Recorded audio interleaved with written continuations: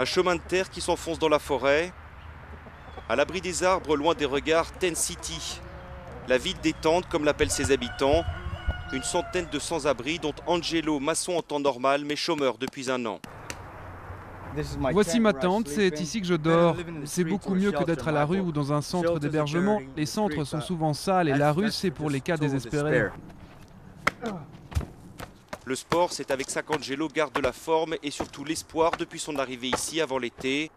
Pour Elwood et sa femme, emportés par la même spirale il y a 2 ans, c'est la décoration qui compte. Au lieu de déprimer parce qu'on est sans abri, on rentre chez soi, on ferme la porte et là on ne dirait pas qu'on est sans abri. Et puis ça montre aux gens que les sans-abri ne vivent pas forcément dans de mauvaises conditions. Un toit pour s'abriter, un lieu pour se poser, c'est ce que Tent City offre à ceux que la crise a jetés dans la pauvreté. En un an, la population du camp a doublé. Le pasteur qui l'a créé en 2006 pour une poignée de sans-abri tente de faire face. Voici notre cuisine. Nous avons une cuisinière à 4 feux comme dans n'importe quelle maison.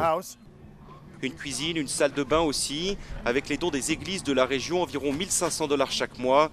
Avec l'aide aussi de quelques habitants du coin, il offre l'essentiel. Il y